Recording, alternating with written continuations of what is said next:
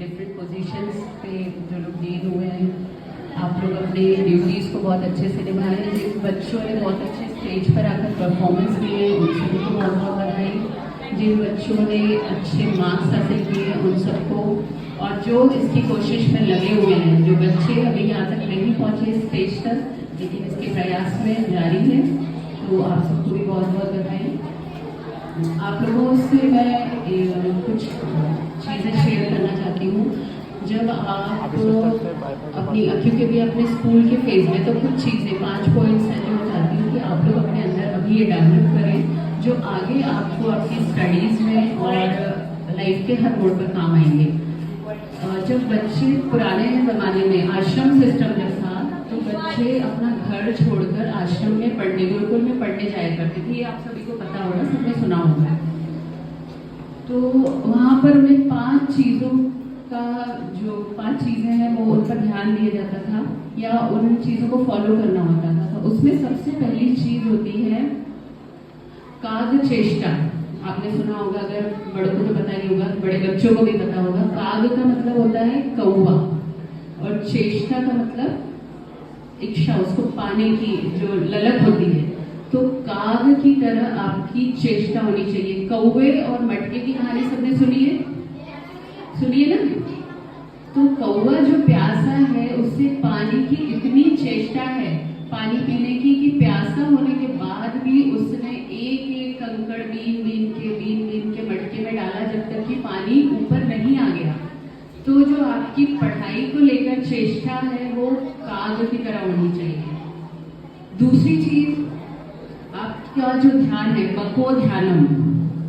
बको जो बगला होता है और ध्यान उसका, बगले को देखा है आपने कभी शिकार करते हुए मछली का?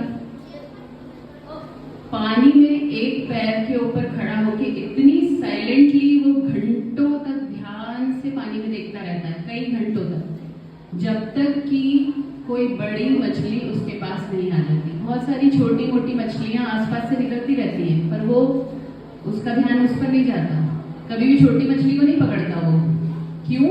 क्योंकि अगर छोटी मछली का लालच करेगा तो बड़ी मछली उसको खाने को नहीं मिल पाएगी, है ना। तो जो आपका ध्यान है बड़ा गोल, बड़ी मछली मतलब ये नहीं घर जाके मम्मी को बोलो कि बड़ी मछली बना दो, है ना। बड़ी मछली का मतलब आपका जो उद्देश्य है, आपका गोल है, वो बड़ा होना चाहिए, ठीक है। और उसको पाने के लिए आसपास जो छोटी चीजें हैं, छोटी मछलियां आएंगी, आपको डिस्टर्ब करेंगी, लेकिन उनसे आपको डिस्टर्ब नहीं होना है। आपका ध्यान बगुले की तरफ, बको ध्यानम, इसको अपनी लाइफ में उतारिए, ठीक है। तीसरी चीज जो बोली जाती थी उस समय वो थी श्वान निद्रा। श्वान पता है आपको क्या होता है? श्वान किसको बोलते हैं? कुत्ता। एनीवन? कुत्ता। कुत्ते को श्वान बोलते हैं। श्वान का मतलब होता है, संस्कृत जो बच्चे पढ़ रहे होंगे ना, 6th क्लास में होंगे, उन्हें पता होगा। हाँ, श्वान निद्रा। आप निद्रा का मतलब यहाँ सोने से मतलब नहीं है। श्वान निद्रा मतलब आपकी alertness. You should be as alert as dog, ठीक है।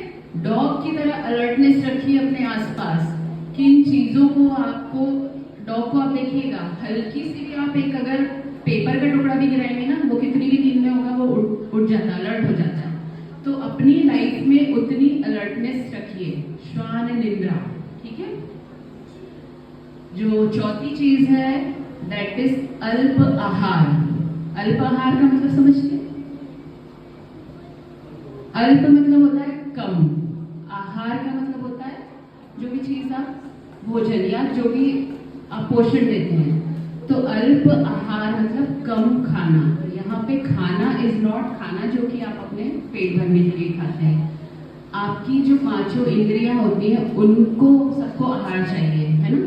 जैसे कि आपकी आंखों को अच्छा देखने के लिए, आपके कानों को अच्छा सुनने के लिए, जो आप कानों को सुना रहे हैं ये आपके कानों का आहार है, उसको आप खिला रहे हैं ना, उसको आहार दे रहे हैं, उसको पोषण दे रहे हैं।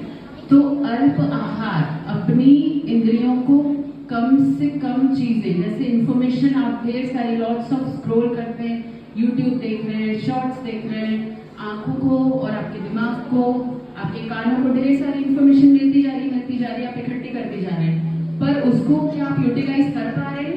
कभी नहीं कर पाएंगे, क्योंकि आप सिर्फ इंफॉर्मेशन को गेन कर रहे हैं। इसलिए अपने इंद्रियों को अल्प आहार दीजिए, कम से कम, ठीक है। Fifth and last thing is ग्रह त्याग। जब पुराने जमाने में बच्चे आश्रम में पढ़ने के लिए जाते थे तो वो अपने घर का त्याग कर देते थे, मतलब अपने घर में नहीं पढ़ते थे। इसका मतलब ये नहीं है कि आप अपने पेरेंट्स से बोलो कि हमें हॉस्टल भेज दो, नहीं। ग्रह त्याग का मतलब है you should come out of your comfort zone. अपने कंफर्ट जोन से बाहर निकलिए, आराम की जिंदगी। ग्रह त्याग का मतलब है घर में जो आपको आराम मिलता है ना, बैठे हुए, हाथ में पानी आ गया, हाथ में खाना आ गया, किताब खोलकर बैठे, भले पढ़ नहीं रहे हैं लेकिन मम्मी को क्या बोल रहे हैं कि हम पढ़ाई कर रहे हैं। तो अब आप जो घर में कंफर्ट मिलता है या जहां भी आपको जो कंफर्ट मिल रहा है, you should come, try to come out of this comfort zone. उस आराम से बाहर निकलिए और हार्डवर्क कीजिए। This hard work will pay you. जैसे कि आपने कई लोगों को सुना होगा, अब्दुल कलाम और कई बड़े लोग यही बोलते हैं कि सफलता की एक ही कुंजी है, वो है हार्डवर्क।